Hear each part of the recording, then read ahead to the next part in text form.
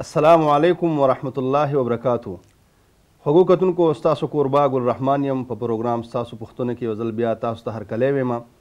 شیخ صاحب موږ سره په سټوډیو کې موجود دی. نو راځئ څه سوالونه راغلي دي ستاسو د واتساپ د لارې او څه نور سوالونه پوښتنې دي چې دا ترې وتپوسو او تاسو ته ستاسو د سوالونو جوابونه درکړو.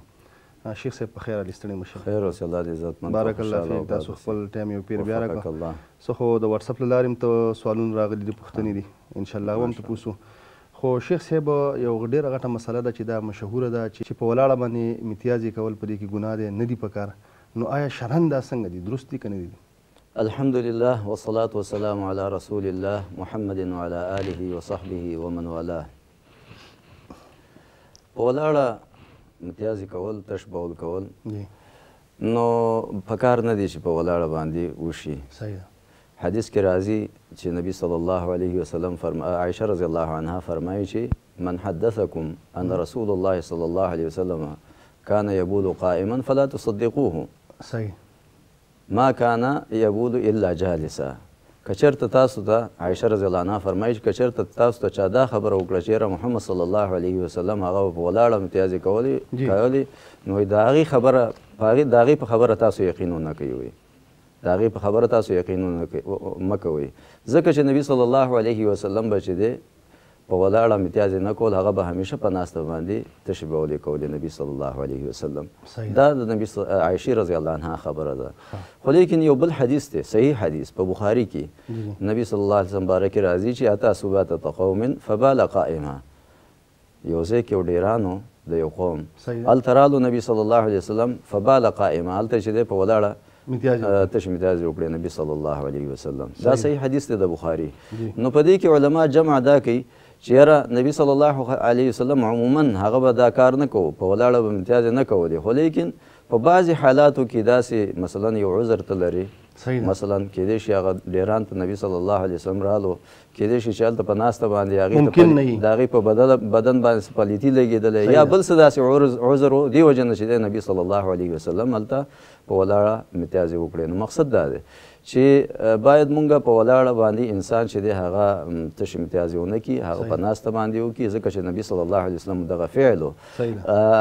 خو لیکن که چېرته معذوره وي یو انسان یو د عذر د وجې نه که هغه په ولاړه وکړي نو انشاءالله په هغې کې څه حرج نشته دی. یو حدیث دی بل د جابر رضی الله عنه چې هغه جابر رضی الله عنه حدیث کې دا راځي چې نبي صلی الله علیه وسلم مونږ د دې نه منع کړي چې په ولاړه امتیازي وکړو. خو لیکن هغه حدیث چې دی ضعیف دی. نو خلاصه د خبرې هغه دا ده چې باید په ناسته باندې تش بولې وشي یعنې تش امتیازي وشي په ولاړه باندې ونه شي.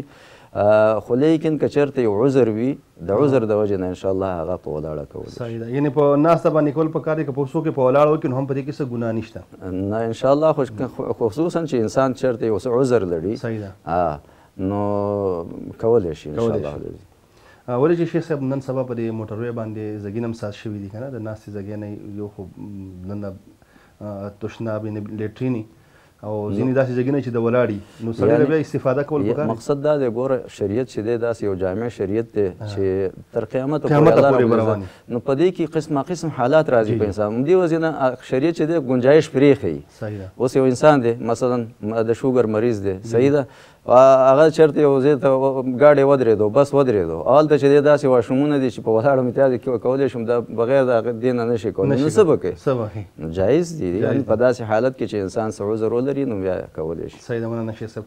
شیخ صاحب یو پوښتنه بله دا ده چې چاله الله پاک استطاعت ورکړي توفیق ورکړي نو هغه کور ساز کړي الله تعالی دې هر چا له خپل کورونه ورکړي خو هغه بیا وروسته په دې کې خیراتونه کوي او یا چې کوم ختمونه کول او یا داسې هم کېږي چې د مدرسې نه طالبان راولي هغه ختم چې کوم د غون قرآن ختم کول دا څنګه دي؟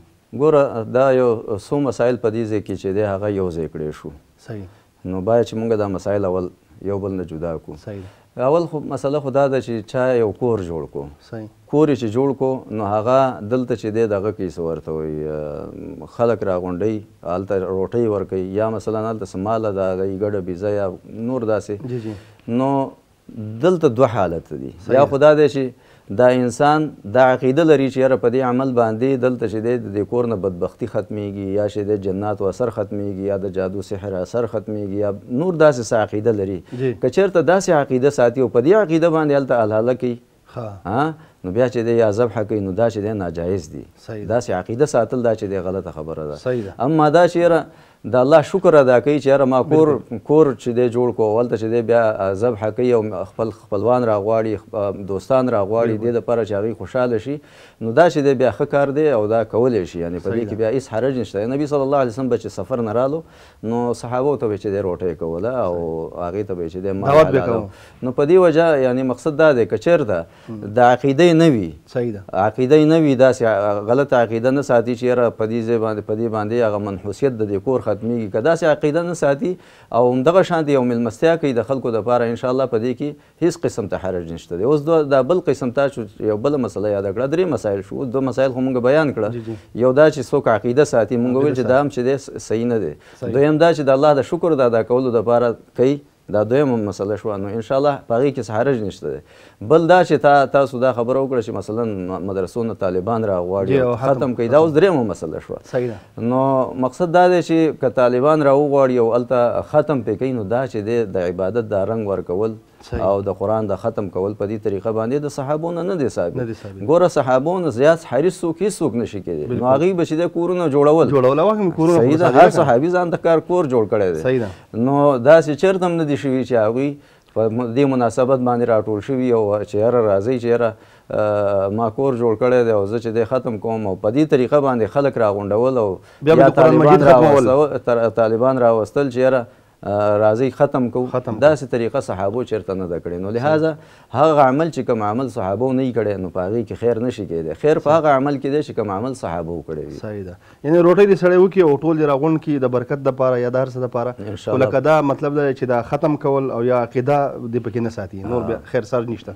مننه شیخ صاحب شیخ صاحب نن سبا جلسې یا چې کومه دی نور پروګرامونه یا میچونه خلک یې ګوري نو د خوشحالۍ د وجې نه دي بیا لاسونه پړقوي ځینې خلک دا وایي چې دا لاسونه پړقول دا د یهودو سره مشابهت دی دا خبره صحیح ده ګوره لاسونه پړقول یا خو بعضې وخت کې ځینې خلک داسې هم شته دی چې هغه لاسونه پړقول عبادت ګڼي یا چې دی د عبادت په حالت کې هغوی ته چې کله مثلا ځینې خلک داسې شته چې وایي یاره زه وجد کې رالم وجد کې راشي بیا چې دی ټوپونه م وهي او ورسره چکچکې م وهي نو د عبادت په وخت کې چکچکې وهل دا خو بالکل ناروا کار دی د عبادت په وخت کې مطلب څه یعنی مثلا ما درته نه مثلا اوس دا دی ځینې خلک وایي یاره زه وجد کې رالم او هغوی چې دی نعتونه وایي او دی هغوی ته ورته عبادت ګڼي که نه هغوی دا خیال دی چې یاره دا زه اوس ښه کار کوم نیک کار کوم صحیح ده نو دا چې دی دې ته ویلی شي عبادت هر هغه شي باندې چې ته دا خیال لرې چې یاره په دې باندې به الله مانه خوشحالېږي الله به ما ته په دې اجر راکوي همدغه ته عبادت ویلی شي نو که چېرته د چا دا خیال دی چې یاره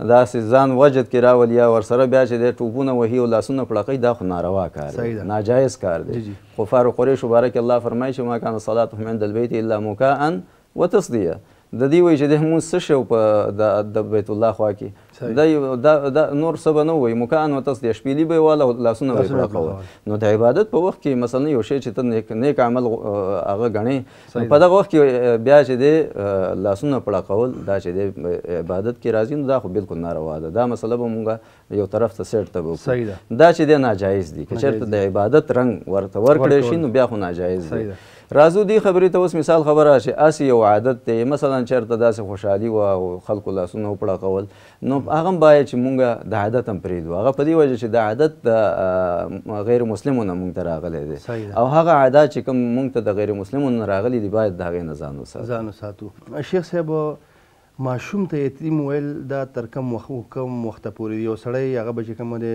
بوډای خو کله ناکله دا وایي چې زه خو هم یتیم یم زما هم پلار مړ دی نو د دې څه عمر شته چې دا سړی یتیم دی او صرف په پلار باندې سړی یتیمیږي که نه په مور باندې هم یتیمیږي ګوره د یتم حالت یا خدا دی چې مونږ خپل هغه عرفي خبره کوو عرف کې یعنی په یو قوم کې عرف چې دی مشهور شوی یاره د دې چا چې پلار مړي او هغه په خپل خپو لا نه یې ودرېدلی نو خلک اکثر وایي چې یاره دا یتیم دی که نه هغه غټ سړی ترسې پرې راځي هغه غټ سړی خو لیکن شرع کې حدیث کې دا راځي چې لا یتم بعد الاحتلام او کما قال صلی الله علیه وسلم چې دا انسان کله بالغ شو نو هغې هغه یتیموالی ختم شو یتیموالی چې دی ختم شو صحیح ده شیخ صاحب بل په دې کې بل هم سوالو چې یاره د چا چې مور مړه شي دا خو د پلار خبره وه په مور باندې سړی یتیمیږي که نه ولې چې زموږ په معاشره کې د چا چې مور مړه وي هغې ته هم وایي دا یتیم دی یتیم په شریعت کې هغه دی چې کوم د هغې والد وفات شوی یا هغې ته ویلی کېږي. صحیح ده، مننه شیخ صاحب. شیخ صاحب دمې وخت شوی دی، لږ دمه کوو انشاءالله بیا راځو واپس. خوږو کتونکو د دمې وخت شوی دی، لږ دمه کوو، موږ واپس زر راځو، موږ سره اوسئ.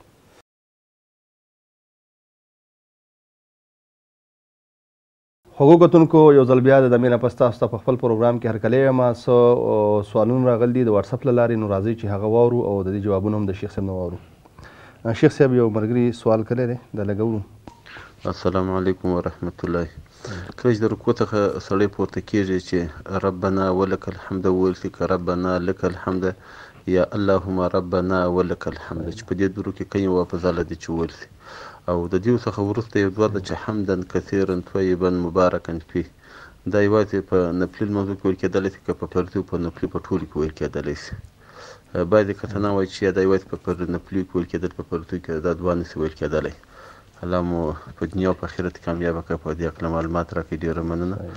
جی شیخ صاحب، چې د رکوع نه وروستې چې کومه دی، کومه دعاګانې دي یا صیغې دي مختلفې نبي صلی الله علیه وسلم نه ثابتې دي، نو په دې کې مطلب او دغه ورور چې کوم سوال وکړو چې یاره مونږ چې کله رکوع نه پاسو نو آیا مثلا ربنا ولک الحمد دا صحیح دی که ربنا واو سره یا بغیر د لک الحمد لک الحمد ربنا ولک الحمد؟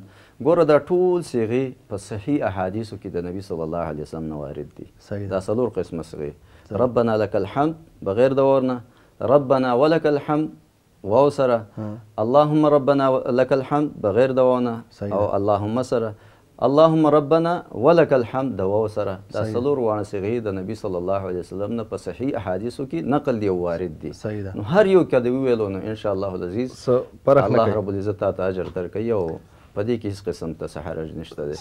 راځو اوس د دې د بل شق چې یاره دی وایي چې یاره مسله د ربنا ولک الحمد وروسته دا دعا که نه حمدا کثیرا، حمدا کثیرا، نو په دې کې مختلف صیغې د نبي صلی الله علیه وسلم نه وارد دي. نو پکار دا دی چې مونږ د مانځه نه خوند واخلو او هغه صیغې مونږ یاد کړو. ډېر ښکلې ښکلې دعاګانې دي چې هغه دعاګانې یادې کړو او هغه چې دی مونږ ووایو، او هغه دعاګانې کله یو دعا کله بله دعا، په دې کې انسان چې دی هغه مانځه ته متوجه وي. نو نبي صلی الله علیه وسلم نه دا دعا هم نقل ده، اللهم ربنا لك الحمد حمدا كثيرا طيبا مباركا فيه، مباركا فيه، دام د نبی صلی الله علیه وسلم نقل دی.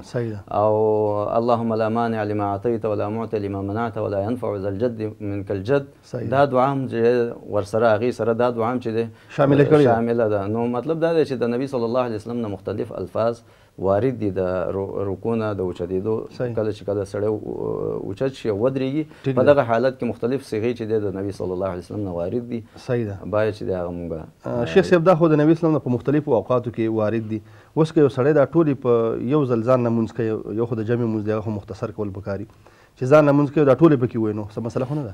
ډېره ښه خبره ده. خو وکتونکو یو خبره دې ځای کې وکړم چې کله تاسو د مونځ خوند اخلئ نو په دې کې زیات نه زیات چې کومه د اذکار دعاګانې، او که تاسو وایئ چې موږ مانځه باندې ستړي نه شو، که تاسو دا وایئ چې موږ مانځه باندې ستړي نه شو، نو بیا اوږد مونځ کوئ چې ځان نه یې، نو سړی بیا نه ستړی کېږي، او چې دا زر زر کوي نو په دې باندې سړی بیا ستړی کېږي. خیر دا تجربه تاسو وکړئ.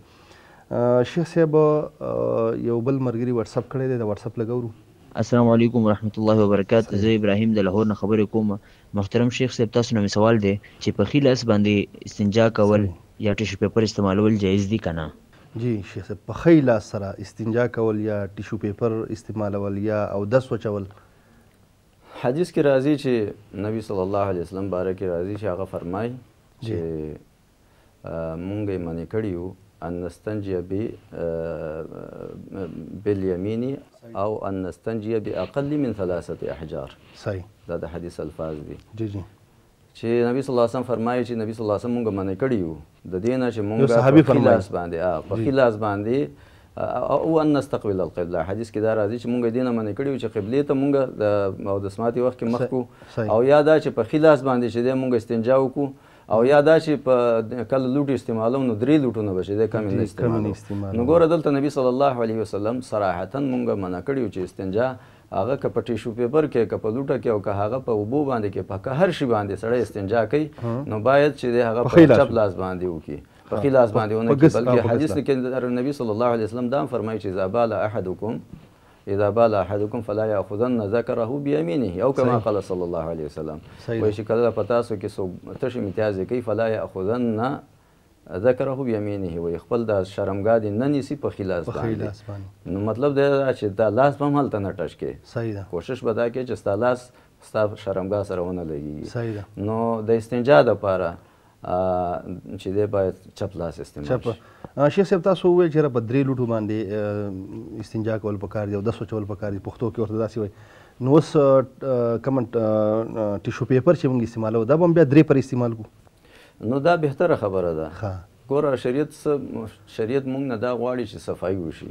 پوه شوې؟ استنجا مطلب دا دی چې طهارت. صحیح ده. نو نبي صلی الله علیه وسلم چې دی موږ ته وایي چې یاره 3 لوټې یادې کړي دي. صحیح ده. ځکه چې صفایي دی نه په کم سره نشي راتلی. صحیح ده. دی نه په کمو سره صفایي نشي راتلی.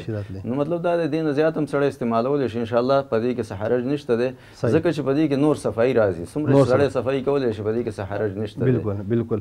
شیخ صاحب د دې سره یو تړلی سوال دی، دا دی چې په ښي لاس سپېږمې سونول، پوزه سونول پې ګوره هر هغه شی دا یو قاعده ده چې هر هغه شی چې هغې کې هغه شی چې د عزت والا شی صحیح نو هغه کې باید ته ښی لاس استعمال کړې. د قرآن تلاوت کې ته صحیح شوه، د قرآن تلاوت کې یا مثلا چاته خوراک کې یا چاته څه ورکې صحیح ده.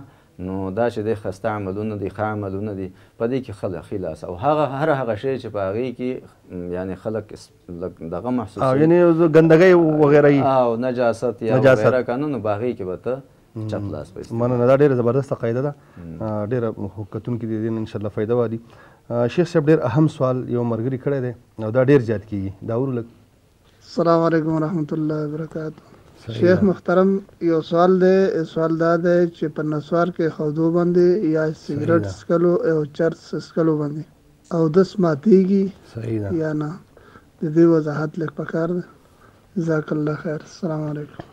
جی شیخ صاحب، چې په نسوارو یې خودو یا په سګرټو دغسې د سګرټو سره چرس هم خلک څکي یا بنګ، نو په دې باندې اودس ماتېږي که نه ماتېږي؟ ولې چې مشهوره دا ده چې یاره په دې باندې اودس ماتېږي. اول به د دې نسوارو د سګرټو خبره وکړو، بیا به راځو هغه بل د بنګو مسلې ته. ګوره نسوار او سګرټ د دې دا ناروا دي، ناجایز دي.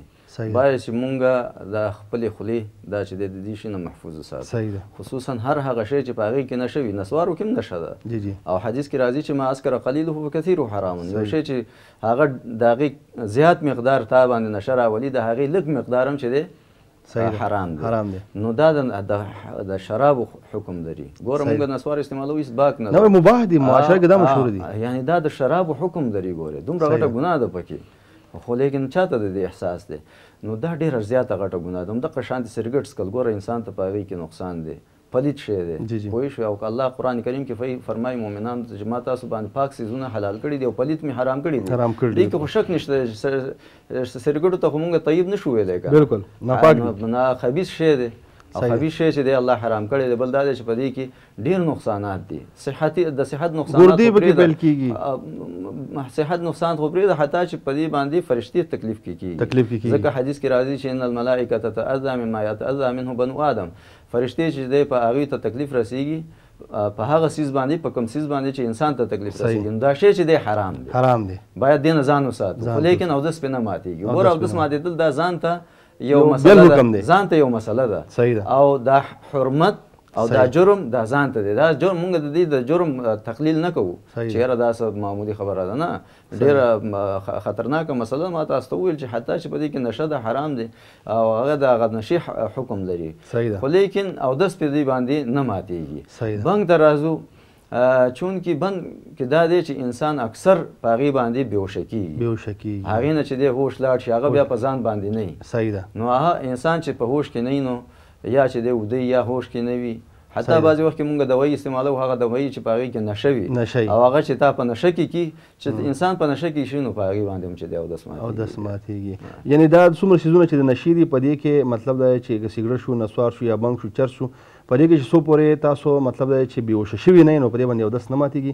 هغسې دا خبره چې ځان ترې ساتل پکار دي. موږ نسوارو ته مباح وایو خو دا هم حرام دي.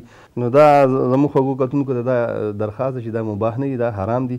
بله مین خبره دا ده چې کله سړی نسوار کېدي او یا سګرټ وڅکي نو دله پکار ده چې اودس نه ماتېږي. خو د دې دا مطلب نه دی چې ته خو همدغسې راشي خو مانځه ودرېږي. خوله ضروري ده صفایي انتهایي. ولې چې حدیث کې راځي چې کله کچا پیاز یا چې کومه دی نو اوږه وخوري سړی بیا به هم چې کومه دی نو دا جومات ته ورته اجازت نشته چې راشي. دا خو له سګرټ او د نشي څیزونه د ګناه څیزونه هغه حلال څیزونه منع دي.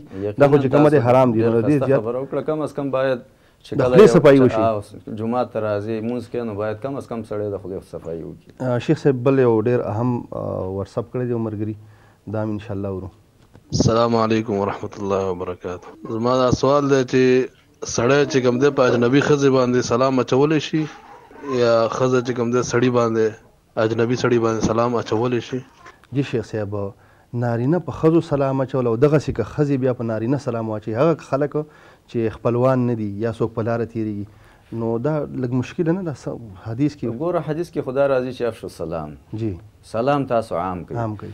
خو لیکن خبره دا ده چې علما دا وایي چې یاره ښځه په نارینه باندې نارینه په سړي باندې هغه وخت کې سلام اچولی شي چې د فتنې نه سړی په امن کې وي. جی جی یعنې ته پوهېږي چې یاره فتنه دې خورېږي نه واقع کېږم. صحیح ده. مثلا صحابه چې دی هغه ځینې صحابه وو هغوی وایي چې مونږ د جمعې په ورځ به چې دی یو باغ هلته به تلو. جی جی هلته یوه بوډۍ وه، یو خاص خوراک به یې تیارو. نو هغه هلته به لاړو، هغې باندې به مونږ سلام واچو او هلته به چې دی هغه خوراک مونږ کوو او دې جمعې ورځې ته به وایي مونږ ډېر خوشحالېږو که نه.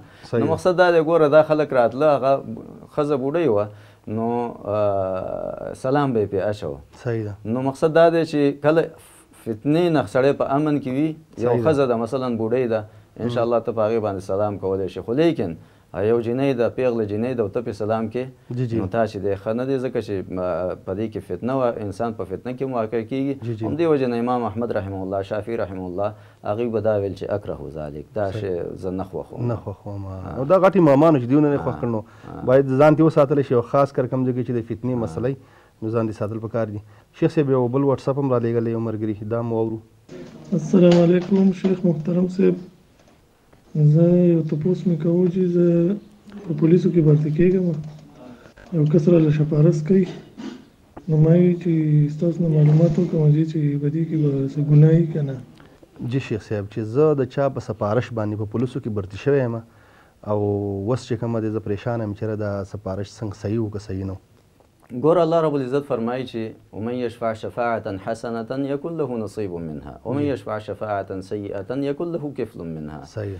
څوک چې ښه شفاعت وکړي، ښه سفارش وکړي، شفاعت نه مراد دلته سفارش دی، څوک چې ښه سفارش وکړي نو یکن له نصیب منها، هغې دپاره به د هغې برخه وي، یعنی په اجر کې الله به اجر ورکوي هغې ته. ومن یشفع شفاعة سیئة یکن له کفل منها، که څوک بد سفارش وکړي نو هغې دپاره به د هغې په ګناه کې د هغې حصه وي. صحیح ده. نو دې آیات کې مونږ ته د دې خبرې وضاحت وشو چې سفارش دوه قسمه دی، یو ښه سفارش، بل چې دی خراب سفارش او ناجایز سفارش. نو ښه سفارش هغه دی چې یو غریب انسان دی او ته هغې سره ځې دې دپاره چې د هغې ضرورت پوره کړي، چېرته په وظیفه لګي ته یې سفارش وکړې چې یاره دا دلته ځان سره په کار کې ولګوي، ښه سفارش دی.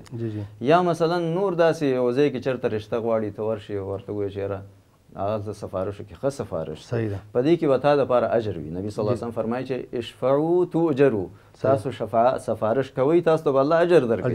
نو الله چې دی نبي صلی الله علیه وسلم مونږ ته امر کړی دی، په دې کې به مونږ دپاره ثواب وي. اگر که هغه سفارش بیا زمونږ چلیږي که نه چلیږي، خو لیکن اجر خو الله د الله په حدیث باندې نه ضایع کېږي، هغه اجر چې دی واقع شو، صحیح شو. نو ښه سفارش کې مونږ دپاره اجر دی. صحیح ده.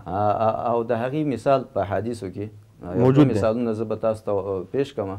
ګوره یو ځای کې بریره رضی الله عنها، بریره رضی الله عنها او د هغې خاوند مغیث. صحیح.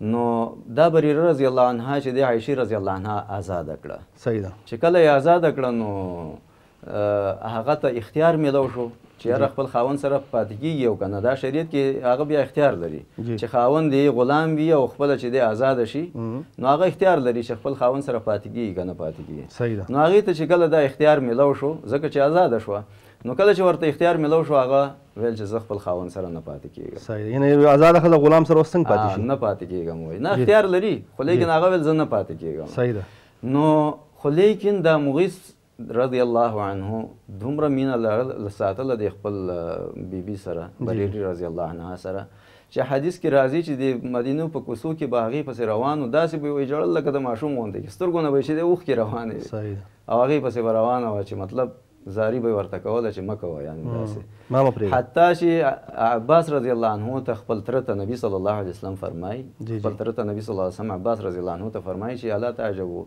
من حب مغیث لبریره وبغضه له او کما قال صلی الله علیه وسلم عباس رضی الله عنه ته فرمایي چې عباس تره ته وایي چې تره ته ګورې نه ته وګوره د مغیث چې دی د خپل بیبي سره بریري رضی الله عنها سره څومره مینه لري دا بریره ورسره څومره بغض لري څومره ورسره نو بیا نبي صلی الله علیه وسلم خپله رالو خپلې چې سفارش یې وکړو صحیح ده چې مطلب خاوند دی تا سره مینه لري سفارش یې وکړو نو بریره رضی الله عنها ورته وفرمایل چې یا رسول الله اتأمرني یا رسول الله یا ته ماته امر کې هغه ورته ویل چې نه امر درته نه کوم زه خو صرف اشفع زه چې دی سفارش کوم هغه ستا کار دی امر درته نه کوم زه صرف سفارش کوم نور ستا کار دی منې که نه منې هغه ورته وویل چې یا رسول الله حاجت لی بی زه ورته ضرورت نه لرم الله اکبر خو بس زړه کې ورسره مینه نه وه نو نبي صلی الله علیه وسلم هغه سفارش یې رد کړو ګوره یعنې دې کې موږ دپاره یو دا عبرت هم دی چې ګوره رسول الله صلی الله علیه وسلم دومره غټه هستي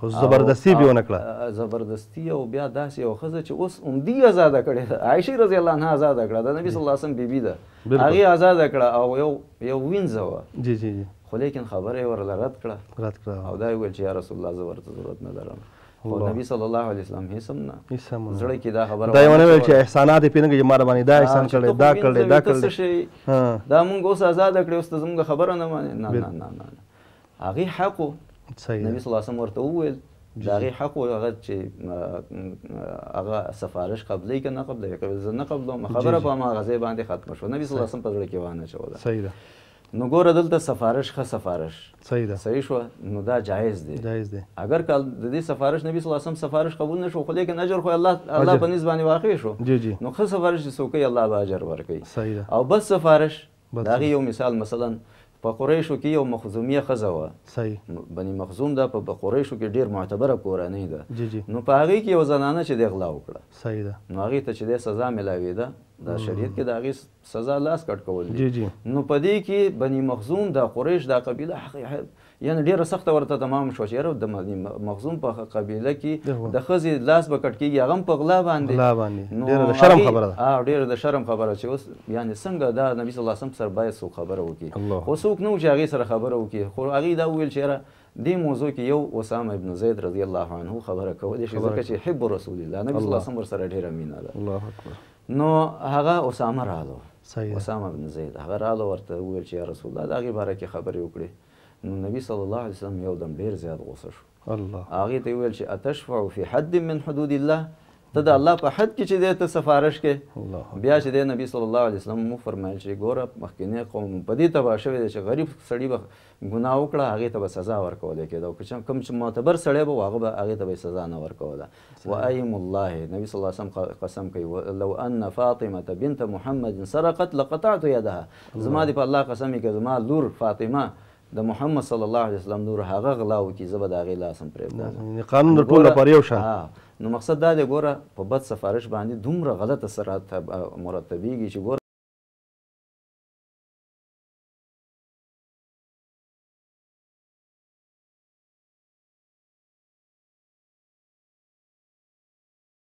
قومونه په دې باندې تباه کېږي مننه شیخ صاحب نو اوس مقصد راځو اوس دغه کس ته چې کوم کس مثلا په پولیسو کې برتي شوی دی دی د خپل ځان ته خپل اوس جواب ورکړي چې په کوم طریقه باندې دی هلته برتي شوی دی آیا د چا حق خوړلی دی بیا هلته هغې سفارش چلولی دی بل چا حق یې خوړلی دی او هلته هغه ځای کې لګېدلی دی او که نه دی خپله د هغه ځای حقدار و او هلته چې دی په سفارش باندې که چېرته حقدار و او څوک چا ورته سفارش کړی انشاءالله په هغې کې هېڅ حرج نشته او که چېرته د بل چا حق یې خوړلی یا دا ځای د بل چا و مثلا بل څوک پرې مقرر و او دی رالګېدلی په سفارش باندې بل سړی شاته کړی یو دی مخکې کړی نو بیا ناروا دي ناجایز دي.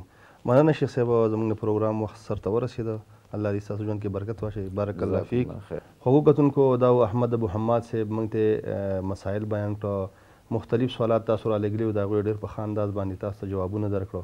تر بل پروګرامه پورې خپل کوربه ګل رحمان ته اجازت ورکړئ. د الله په امان.